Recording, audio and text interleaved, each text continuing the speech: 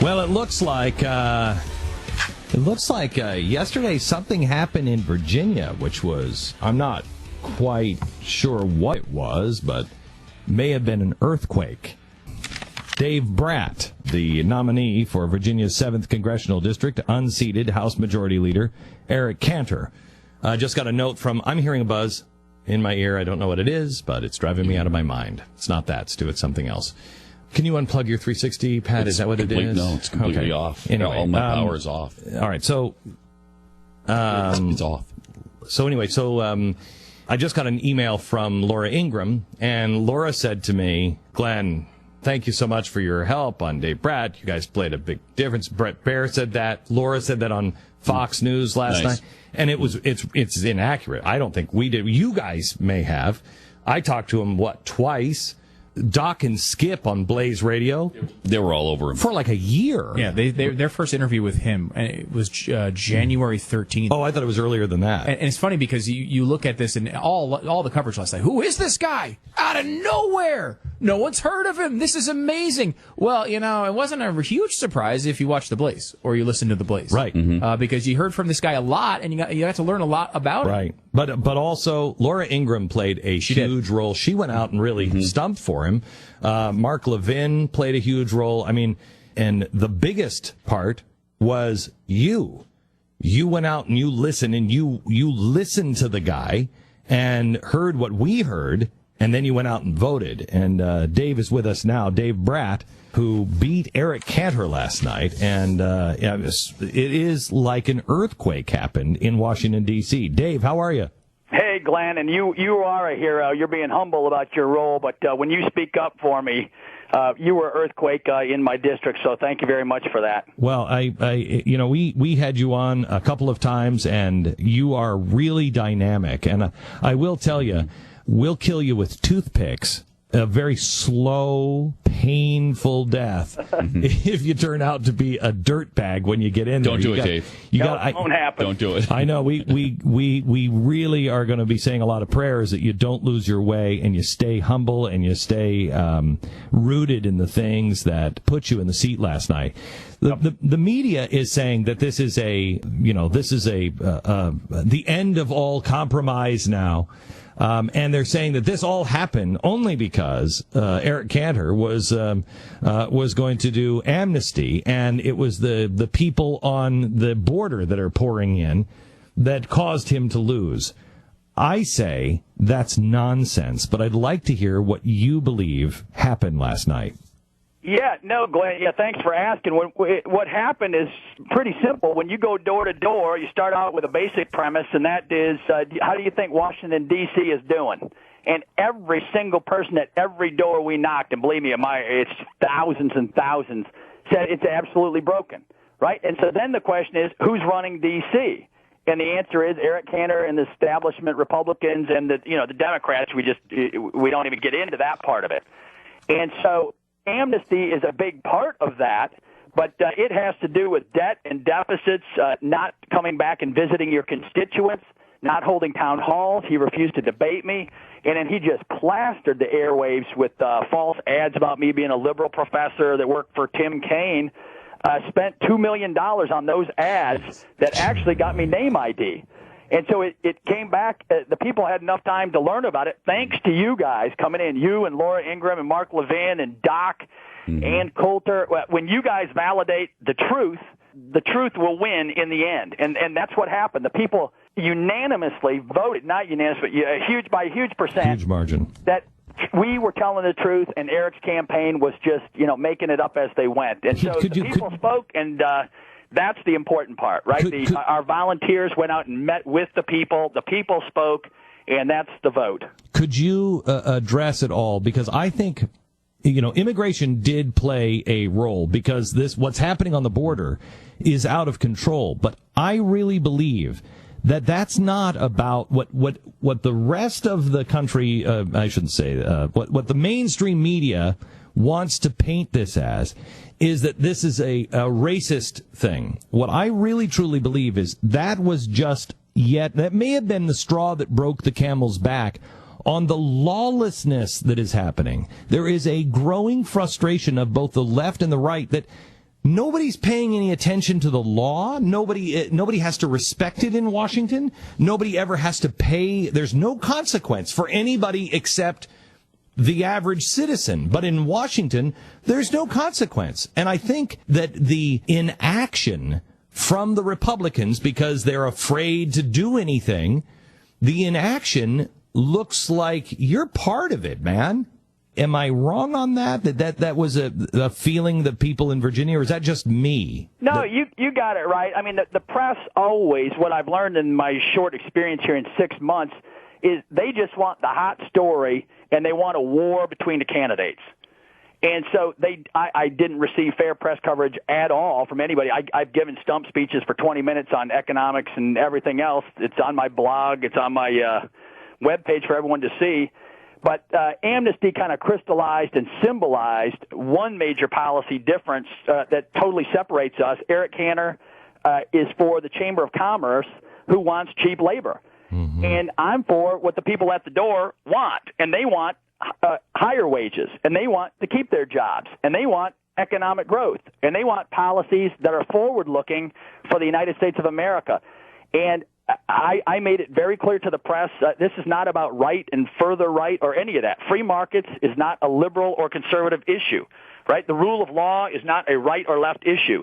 Those are American principles since our founding, and to the extent that other countries follow our lead, if we can promote free markets and the rule of law in South and Central America, they will prosper. And that's what I want, because every one of those people is a child of God. And so there is no hatred. We are the compassionate party.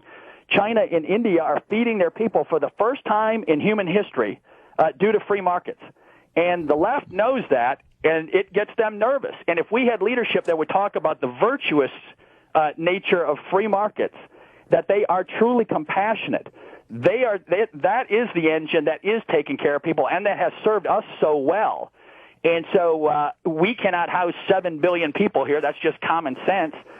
And so I've told the press, the folks flooding over the border, that is the clearest case study you can ask for. When you have a DREAM Act or a KIDS Act, and then kids come over, I mean, it's pretty clear what's going on. And so, yeah, I think you have it right. It's a major issue, but it was not the issue that people went to the polls on. People feel that they are not being represented overall. They feel invisible. And that's the major context of what happened. It's really amazing, Dave, how clear it is to everybody but the media and the politicians. People in the, and I'm talking Republicans and Democrats and independents, they feel invisible.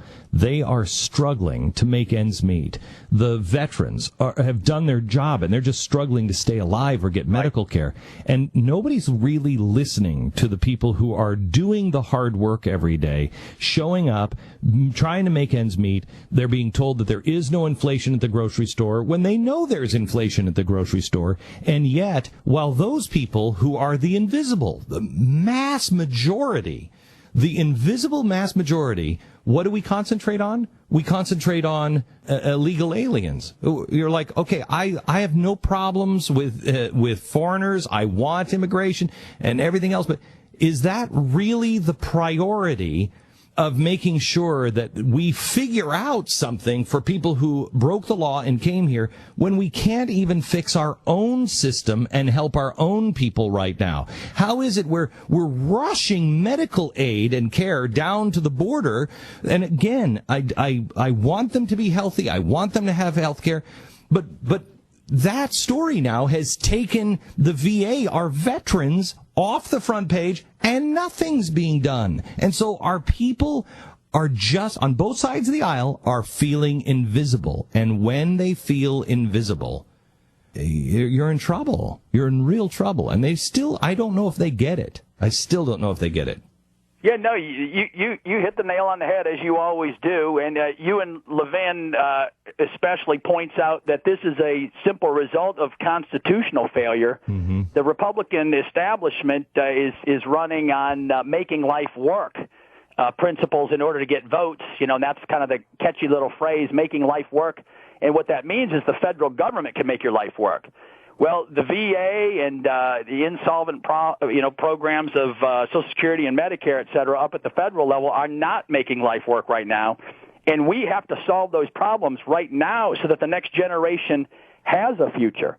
And so you're right. I mean, I asked my college kids, do you think you're going to get Social Security? And they're just cynical about it.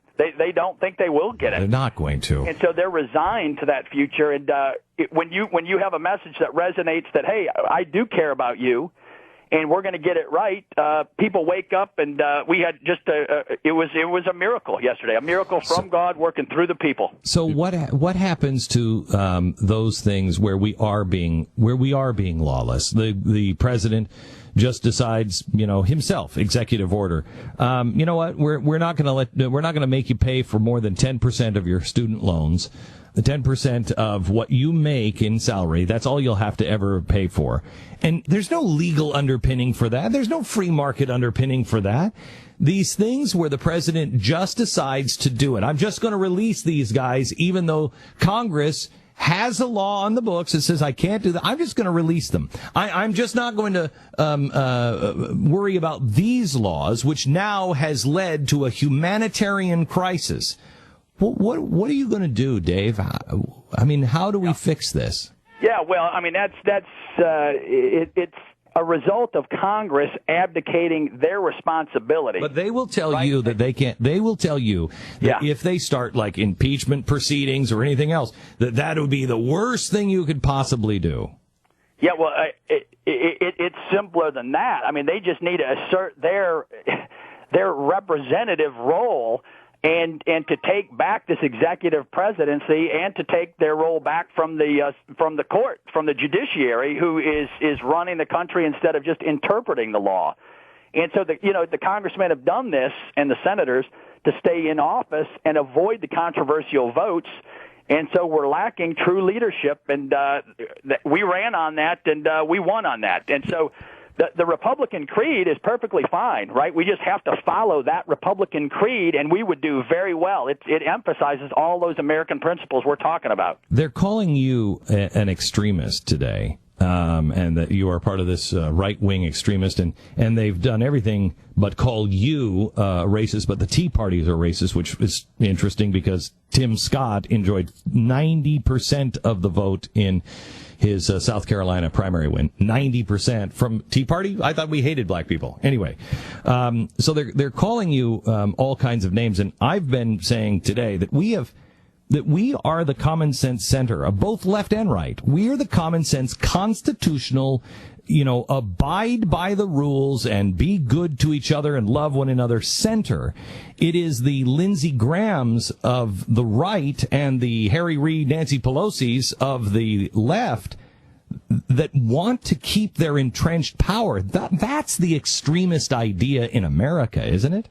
Yeah, you're right. And I've just been catching up with some of those remarks from the Democrats, from Wasserman Schultz, and some Republicans are saying this too, by the way. Yeah, it's right. It's false and it's harmful. They're the party that claims they want to work across the aisle. They don't know me. They haven't met me. Everyone on the news last night is asking, who's Dave Brat? And the one thing they know about Dave Brat is he's a bad guy before they even meet me. And so how do you work across the aisle when you kind of are sharing that bad blood right up front, right? There are things we can do across the aisle: education, discipline in the schools. There's plenty of issues we can work on, building up, and we're all in agreement on those kind of things. So to hear those negative remarks, I mean, that's part of the problem. And the American people are kind of getting like this political infighting. They just want to see solutions, and I ran on them, and we won. Okay, Dave, we are thrilled, and you just get in there, win this election. Get in there and stay true to yourself and awesome. trace to. Hey, Glenn, if I can mention my website, I am looking for financial support, so people can go for DaveBratForCongress.com. I'd greatly appreciate it. By the way, do you think that the GOP will throw their support behind you now, or do you think the GOP might actually throw their support behind the Democrat? No.